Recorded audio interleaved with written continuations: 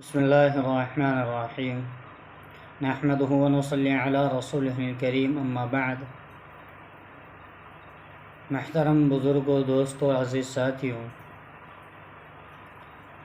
اللہ رب العزت نے انسان کو دنیا کے اندر جو بھیجا ہے وہ صرف ایک ہی مقصد کے لیے بھیجا ہے کہ انسان دنیا کے اندر آئے اور اللہ رب العزت کی عبادت کریں۔ اور ان میں سے بہت سارے ایسے بھی ایمان والے ہیں جن کو اللہ نے مالی اعتبار سے،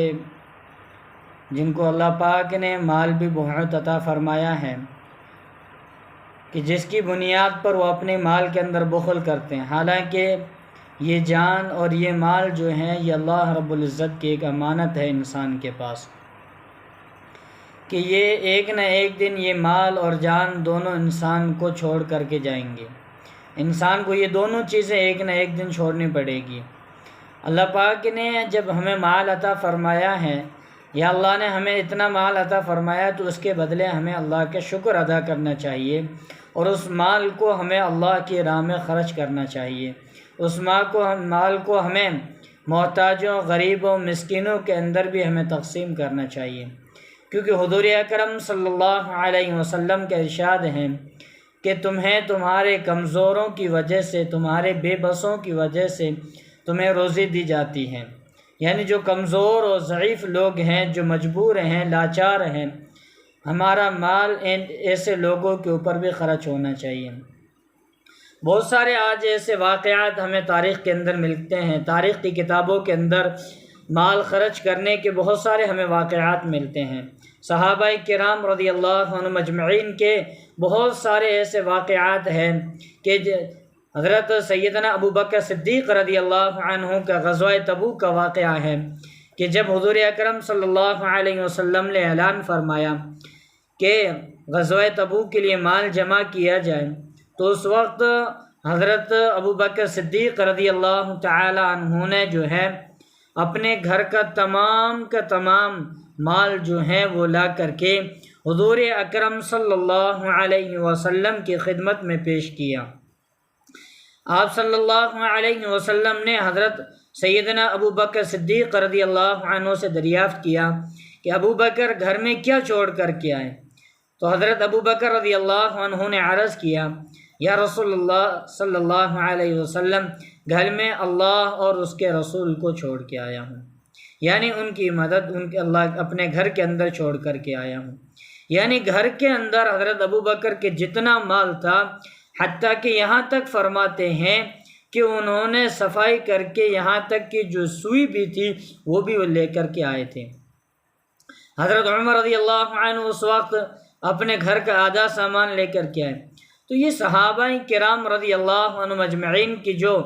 مال خرچ کرنے کے جو واقعات ہیں وہ ہم بارہا سنتے ہیں، ان کو عرض بھی کیا جاتا ہے، ہم خود ان کو بیان کرتے ہیں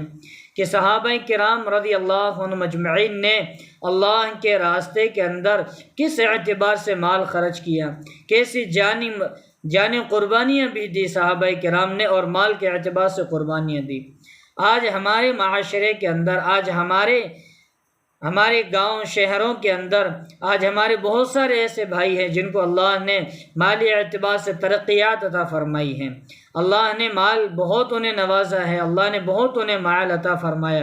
لیکن اس مال کو وہ اللہ کے راستے میں خرچ کرنے میں اپنے ہاتھ کو پیچھے ہٹاتے ہیں، ان کا دل گوارا نہیں کرتا ہے، حالانکہ انسان کو جو ہے وہ مال سب سے زیادہ قیمتی اور پسندیدہ اس کی چیز جو ہے وہ مال ہے۔ حدیث پاک کا مفہوم ہے، اللہ کے نبی فرماتے ہیں کہ اللہ کے راستے میں سب سے زیادہ قابل قبول کون سی چیز ہے؟ جو انسان کو سب سے زیادہ محبوب ہو، سب سے زیادہ انسان کو جو پسند ہو، وہ چیز اگر اللہ کے راستے میں خرچ کی جائے تو اللہ بہت خوش ہوتے ہیں۔ تو آج ہمارے بہت سارے ایسے بھائی ہیں کہ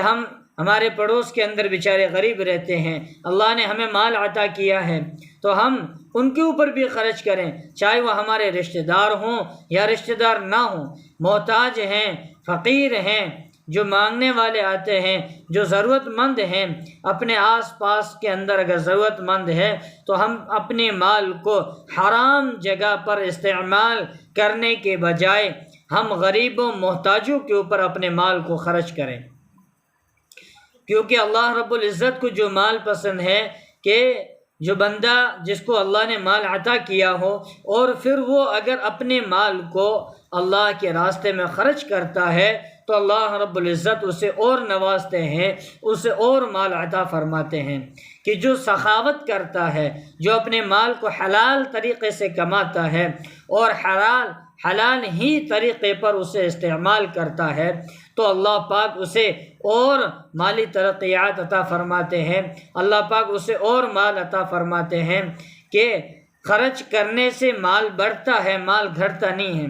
آج ایک چیز عام طور سے دیکھی جاتی ہے کہ جب اللہ کے راستے میں مال خرچ کرنے کی بات آتی ہے تو ہم اپنے ہاتھ کو پیچھے ہٹا لیتے ہیں، کیونکہ ہمیں اس چیز کا ڈر ہوتا ہے کہ کہیں ہمارا مال ضائع نہ ہو جائے، کہیں ہمارا وہ مال ضائع نہ ہو جائے یا ہمارے مال کے اندر کمی پیشی نہ ہو جائے۔ اس ڈر کی بنیاد پر، اس ڈر کی وجہ سے ہم اپنے مال کو اللہ کے راستے میں خرچ کرنے سے ڈرتے ہیں۔ بعض مرتبہ یہ دیکھا جاتا ہے کہ